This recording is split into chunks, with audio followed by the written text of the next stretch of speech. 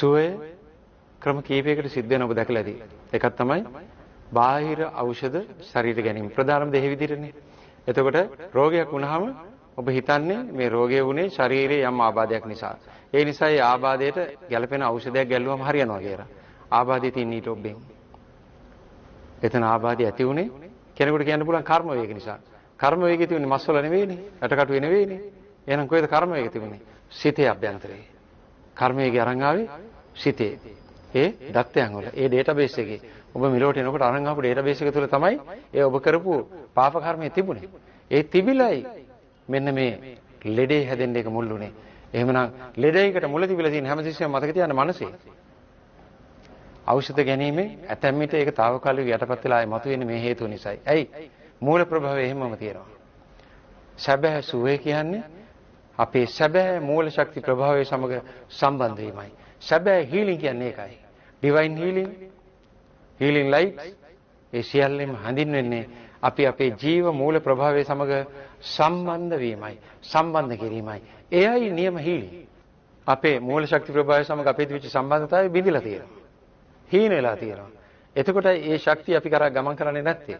එතකොට යම් තැනක මේ ජීව ප්‍රාණ ශක්තිය හීන වෙනකොට ඒක ශරීරය තුල පෙන්හුම් කරනවා. ඒතර ජීව ප්‍රාණ ශක්තිය ක්‍රියාත්මක වෙන ශක්ති ශරීරය කියලා එකක් තියෙනවා. ඒක ඔබට පේන්නේ නැහැ. සැබෑ ශරීරයයි. අපි ආලෝක ශරීරය කියලා කියන්නේ තේ ශරීරයටමයි. මම මේක මීට කලින් කියලා දීලා තියෙනවා. ආලෝක ශරීරය ඔබට නොපෙනුනට ඒක තමයි ඇත්ත ශරීරය. අපි සමහරු එකට කියනවා ආත්මය, ආත්මික ශරීරය.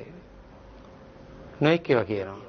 ඒතර ඒ ශරීරය මම නියම ශරීරය කියලා කියන්නත් ඔබේ මේ භෞතික ශරීරය එහි හේවණල්ල කියලා කියන්නත් ඇයි හේතුව? ඔබට ඒක අපප්‍රංශයක් වගේ වෙන්නේ. යයි. මේ ඇහැට පේන හොඳ ඝන ශරීරය අතිනුත් ඇල්ලුවාම ඇල්ලෙන ශරීරයට මේක හේවණලි ශරීරය කියනවා. ඇහැට පේන්නේ නැති බොහොම තුනී සියුම් එකට නිවැරදි නියම ශරීරය කියනවානේ. ඕක වැරදි. අනිත් පැත්ත නේද වෙන්න ඕන කියලා හිතෙන්නේ නැද්ද? හිතෙනවා ඇති. ඒක ඔබේ ස්වභාවය. නමුත් දැනගන්න සැබෑ ශරීරය කියන්නේ නිර්වාණයටපත් වෙලා අවසන් වෙලා යනකම් පවතින දෙයටයි. වරින් වර පේන දෙයටයි අපි හේවණල්ල කියලා කියන්නේ. ඔබේ ශක්ති ශරීරේ, ආලෝක ශරීරේ, ඒ ජීව ප්‍රාණ ශක්තිය ඉවත් වුණාන් පස්සේ ඔබ මරණයටපත් වෙනවා. එතකොට ඔබේ ඔය ඇත්ත ශරීරය කියලා කිව්ව ශරීරය අන්න වල්ලනවා, අන්න පුච්චනවා. ඉවරයිනේ, తాවකාලිකයිනේ. අවුරුදු කීයද? නිර්වාණයට යනකම් පවතින දේද නියම ශරීරය නැත්නම් අවුරුදු 75ක් 80ක් ගිහිලා වල්ලන తాවකාලික ශරීරයද? කෝකද తాවකාලික? මෙන්න తాවකාලික ශරීරය. එහෙමනම් සැබෑව තියෙන්නේ සැබෑම ශක්ති ශරීරය තුල තමයි ඔබ ඉන්නේ. එහි තමයි ඔය ලෙඩ ඔක්කොම හැදෙන්නේ. එතන මනසක් තියෙනවා. ඒ මනස ඔස්සේ තමයි ඒ ජීව ප්‍රාණ ශක්තිය සංචාරණය වෙන්නේ. එතකොට ඒ ශරීරෙත් ඔබේ මේ ඉන්ද්‍රියන් සියල්ලම තියෙනවා. ඔබට පේන්නේ නැහැ. ඒ ඉන්ද්‍රියක ඒ ශක්තිය අඩුපාඩුවෙන් යමක් සිද්ධ වෙනකොට හේවණල්ලෙත් ඒක හැමම වෙනවා. මේක තමයි හේවණල්ල. හේවණල්ල පෙන්නනවා. ඔබ දකින්නේ හේවණල්ල විතරයි. සැබෑ පුජ්‍යලයා දකින්නේ හේවණල්ල විතරක් දකිනවා.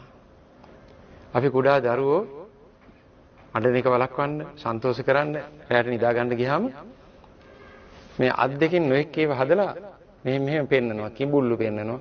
මෙහෙම කරලා හාව පෙන්නනවා බිත්තිය. ඔබ දන්නවා ඒක නේ? එතකොට ඒ කුඩා දරුවා බලන්නේ බිත්තියටනේ සේවණල්ල දිහා. ඔබේ අත දිහා නෙමෙයි. අත දිහා බැලුවොත් වෙනම එකක් තියෙන්නේ. බිත්තිය ඉන්නේ හාව. බිත්තිය ඉන්නේ කිඹුලා. එහෙම නේද? අන්න හේවණල්ල හිතා ගන්නව ඇත්ත එකක් කියලා. ඔබත් අන්නේ පොඩි දරුවා වගේ. ඔබ මේ හේවණල්ල ඇත්ත එක කියලා හිතාගෙන ඉන්නවා.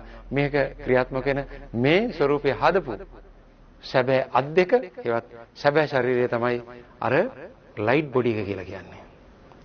නැත්නම් එනර්ජි බොඩි එක කියලා කියන්නේ. මේක වැදගත්ම දේ එය අපූර්ව භාවාත්මක සංසිද්ධියක්. මොකක්ද ඒ කියන්නේ? ඒ ශරීරයේ ජීව ප්‍රාණ ශක්තිය හරියාකාරව ක්‍රියාත්මක වුණොත් ඒ ශරීරය පූර්ණ වෙනවා, සම්පූර්ණ වෙනවා, නිවැරදි වෙනවා. එතකොට හේවණල්ලත් ඒ විදිහටම නිවැරදි වෙනවා. හේවණල්ල කියන්නේ ඥානෝති ඥානපාල ඔබේ මේ පේන ශරීරයට. හේවණල්ලේ ඔපරේෂන් දේවල් කරාට වැඩක් වෙන්නේ නැහැ. අතන ලෙඩේ තියෙද්දි. ආයෙ මෙහෙ අවුල් වෙනවා. අද ඔබ බේත් කරන්නේ, ඖෂධ කරන්නේ, සත්කම් කරන්නේ ඔක්කොම කරන්නේ හේවණල්ලටයි. ඒ නිසා ඒකේ අවසානයක් නැත්තේ. අපි හේවණල්ලට බේත් කරන අය නෙමෙයි. අපි ලයිට් හීලින් නැත්තම් අපේ දිව්‍යමය සුවමෙහි ආලෝක සුවමෙහි කරන්නේ ආලෝක ශරීරයත් එක්කයි අපේ ගනුදෙනුව තියෙන්නේ මුල් ස්වභාවයත් එක්කයි. එතෙන්ට ඒ වැඩේ වෙලා තියෙන්නේ අර ජීව ප්‍රාණ ශක්තිය ගමන් කරන නාලිකාව ඔබ දුර්වල කර ගැනීමෙන්. නොකඩවාම ශක්තිය ගලාගෙන එනවා ඒ ශක්තිය ශරීරයට. නොකඩවාම එනවා. විශ්වයෙන් නොකඩවාම මේ ශක්තිය ගලාගෙන එනවා. ඒක සර්කියුලේට් වෙනවා. ඒ කියන්නේ වටේට සංචරණය වෙනවා. ඒ ශරීරය පුරාම. ඒ පුරාම ආලෝකමත්. එතකොට මේ භෞතික ශරීරයත් හොඳට ආලෝකමත්. හැබැයි එහි අතපය කැඩුණොත් හෙවණැල්ලෙත් ඒක නැහැ. එතකොට තමයි ඔබ අතපය කැඩලා යන්නේ.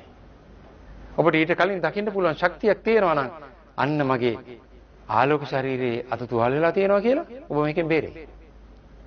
එතන ආලෝකමත් කරාම මේ වෙලේ ඔබට වෙන්නේ නැහැ. සැබෑ ශරීරය කියලා ඔබ කියන භෞතික ශරීරය ඒක වෙන්නේ නැහැ. ඔබට ඒ දැකීමේ හැකියාව තියෙනවා. අපිට ඒක නැහැනේ. අතම් ඍෂිවරු මුනිවරු වගේ අය ඔබ ගමනක් යනකොට දැක්කොත් අඬ ගහලා කියයි. ලබන සුමානේ ඔබේ අතක් කැඩෙන තියෙන පුතා පරිසම් වෙන්න කියලා. එයා කොහොමද ඒක කියන්නේ? එයා දකින්නේ ඔබේ අර ආලෝකමත් ශරීරයයි. ශක්ති ශරීරයයි. එයාගේ දියුණු කරපු මනසටයි ඒක පේන්නේ. එයා දකිනවා ඒක අතක් තුවාල වෙලා තියෙනවා. ඒක ඊළඟට භෞතික ශරීරය සිද්ධ වෙනවා හේවණල්ලේ. ඒකයි ඔබට ඒක කියන්නේ. කොහොමද අපි ඒක දකින්නේ? අපිට දකින්න තරම් අපේ සිත ප්‍රබලවත් නැහැ. අපිට දෙයක් කරන්න පුළුවන්. ඒ මොකද්ද? අපේ ශක්ති ශරීරයේ ආලෝක ශරීරයේ මේ ශරීරයත් එක්කම ක්‍රියාත්මක වෙන ඒ ඇහැට නොපෙනෙන ශරීරය හැම තිස්සෙම ආලෝකයෙන් පුරවා තබා ගැනීම. එතකොට වැඩේ ඉවරයි. හැම තිස්සෙම ජීව ප්‍රාණ ශක්තියට එන්න පාර හදලා තැබීම. ඒක තමයි අපේ ආලෝක ශරීරය ආලෝකමත් කරන්නේ. එයා හැම තිස්සෙම ආලෝකමත් ප්‍රභාස්වරව ඉන්නවා නම් ඔබේ ශරීරයත් නිවැරදිව ඒ විදිහටම ඉන්නවා විතරක් නෙමෙයි සම්ප්‍රේෂණය වෙනවා. ඒ ආලෝකය ඔබ ප්‍රභාස්වරව පේන්න පටන් ගන්නවා. අපූර්වට පටන් ගන්නවා. ඒ ප්‍රභාස්වර ආලෝකයෙන් ඔබේ ශක්ති ශරීරය පිරුණාම එහි යම් ගතිගුණ තුනක් අඩංගු වෙනවා. පිරෙන්න පටන් ගන්නවා. ඇයි? ජීව ප්‍රාණ ශක්තියනේ ආවේ. ඒ එන්නේ නිකන් නෙවෙයි. සාමයයි, ප්‍රේමණීය බවයි, ප්‍රීතියයි අරගෙනයි. එහෙමනම් ඔබට ඒ භාවමය තත්වයන් තුنين පිරිච්ච අපූර්ව ආලෝක ශරීරයක් එතනින් තියෙනවා. ඒක මේකට සම්ප්‍රේෂණය පස්සේ මේකෙත් ඒකම පෙන්වනවා. මොකද්ද? සාමකාමී කෙනෙක්, ප්‍රීතිමත් ප්‍රේමණීය කෙනෙක් බවට ඔබේ මම මේ හේවණල්ල කියන ශරීරෙත් පෙන්눔 කරන්න පටන් ගන්නවා.